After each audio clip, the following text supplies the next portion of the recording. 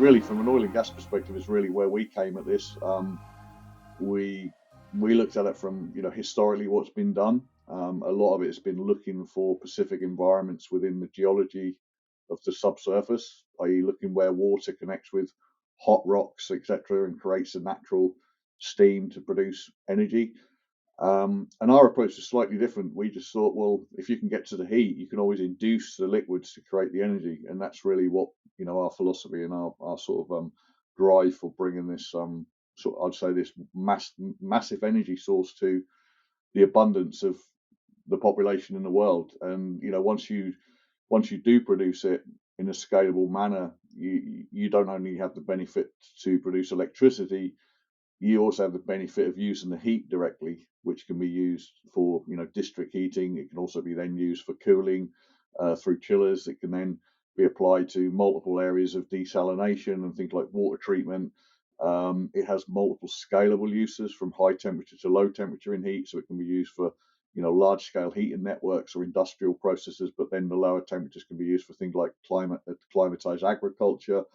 So it does really provide a holistic approach to global economic benefit and scale for clean energy.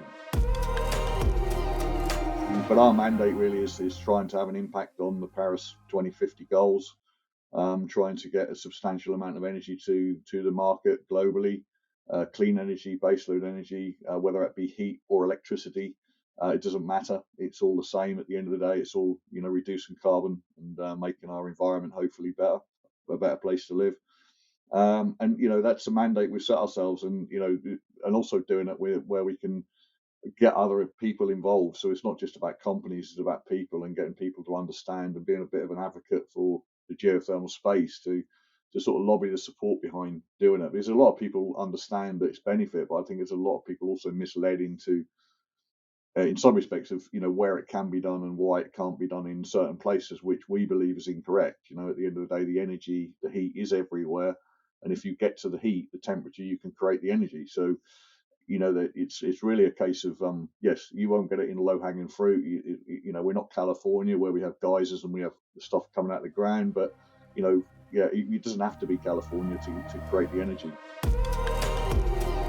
You've got to have a big ambition or a big goal if you want to make an impact, and I think that's where all this originally came from, was speaking to investors 2 or 3 years ago, and especially large investors out of the US, and saying, we have to place 500 billion a day in capital from our facilities, and there's not enough out there for us to get our money in, and your head starts ticking and think, well, what about if I could create 500 billions worth of opportunity? What would that mean? And that's really what's sort of driven me to sort of come together with this sort of group and try and build something that is scalable, and hopefully will be a legacy type approach, to actually create something which has a meaningful impact on society and everyone moving forward.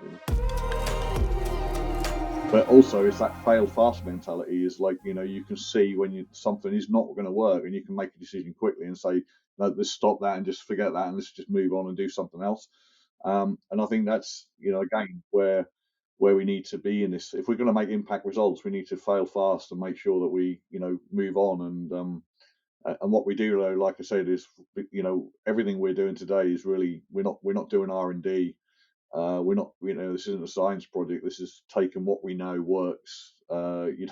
Using all the technology, the people, the skills, the collaborative approach. With if we don't know, somebody does, and we'll ask them. We're not afraid to go and ask people, not afraid to go and speak to people, and create this collaborative approach. And I think that's important in making this work.